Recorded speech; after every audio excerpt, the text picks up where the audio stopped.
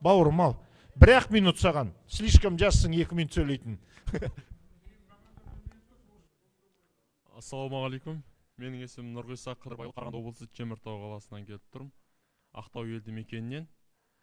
Айналысатын кәсібім ешкі шаруашылығы, сүтті бағыттағы ешкі шаруашылығымен айналысамын. Менің айтайын дегенім, бірінші, мынау ветеринариялық қызмет жайлы, ветеринариялық және инспекциялық қызметтің әсіресе басшылығы туралы.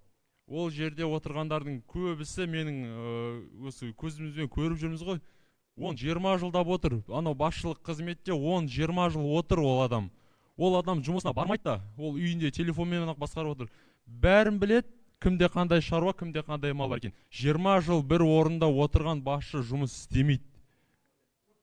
20 жыл отырған. Оны біз көрдік қой. Көрдік қой, елбасымыздан да көрдік. Болды ғой. Не қылмау керек? Бір адам 20 жыл бір инспекцияны, бір ветеринария бөлімді басқаруға болмайды. Басқа адамдарға беру керек. Бізде тек қана өсу керек та, енді былай қарап отырсаң. Төменнен жоғары қарай өсе беру керек, тоқтамау керек. Арасында түссін да, арасында оларда қашанғы басшылық өсе береді. Бір нені соны қадағалау керек. 17 жыл, 20 жыл бір ветеринариялық бөлімді басқарып отырған деген меніңше дұрыс емес сияқты. Бұл менің бірінші ұсынысым. Бұл менің бірінші ұсынысым. Екінші ұсынысым, қазір мынау OLX деген шықты да, мынандай нәрсе бар. OLX-қа кірсеңіздер, қазір біздер пайда іздейміз ғой. Жем іздейміз, трактор іздейміз, мынау мал шаруашылығына асыл тұқымды мал іздейміз. Кірсеңіздер, Ресейде толып тұр, бағасы өте арзан, алып келгіміз келеді.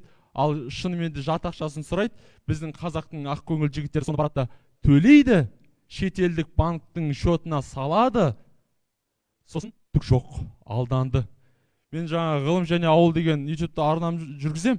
Маған звондайтын Рұйса дейді, мен осындай бір асыл тұқымды мал неғып едім, келмей жатыр дейді. Мен айтамын, келмейді. Қандай банкке аудардыңыз? Ой, осындай да бір украиналық бірдеңе банк. Сондықтан да бір ішкі істер министрлігіне барып шағымданайын десе, қарай алмайды оны. WhatsApp арқылы жібереді, WhatsApp шетелдік нөмір, шетелдік банкке жібереді. Соны мен ойлаймын, Алмазбек аға бір ішкі істер министрлігімен бе қалай бір амалын тауып, қазақтың шаруаларын мұншалықты қатты қанауға болмайды. Мини трактормен әсіресе ең көп маған хабарласатын жігіттер мини трактормен алдандық дейді. Мен бір мини трактор көріп едім, 700 мыңға, 800 мыңға дейді. Шетелден әкеп береміз деді, Ресейдің осындай жерінде тұрмыз деді, жарты ақшасын жібер деді дейді. Жіберіп едім дейді. Сосын шекараға келдік, ойбай шекарадан өтуге тағы да ақша керек болып отыр, тағы да жібер дейді. Ой, енді жарты ақшасын қойып күтіп отырмайды ғой енді. Жарайды, тағы да азғандай ақша жібер. Соның өзінде 500-600 мың ақша жіберіп тастаған. Бұл ана үлкен шаруалар емес, үлкен шаруалардың қолынан келеді, ол шетелден бар жақсы техниканы алып келуге. Бұл үйінде азынаулақ қана мал ұстап отырған шаруалардың несі. Рахмет, мен енді жақсысына деп отырмын ғой. Мен екі тағы да бір сөз ретінде ұсынысым бар. Біріншісі, ауыл шаруашылығы министрлігінің атауына өндірістік деген сөзді қосайық та. Сүт, ет, жүн бәрінің жаңағы инновациялық бәрін сыпырып алып, сол өндірістік министрлік болсын, ауыл шаруашылығы өндірістік министрлік болсын. Соларға берейік. Біріншісі өндірістік. Екіншісі, қазақ шаруаларының құрылтайы дегенді, бұлай біз енді жастарды егерде қызықтырғың келсе, бұл жерде отырғандардың көбісі енді айып етпесіздер, екі жастағы кісілерсіздер ғой.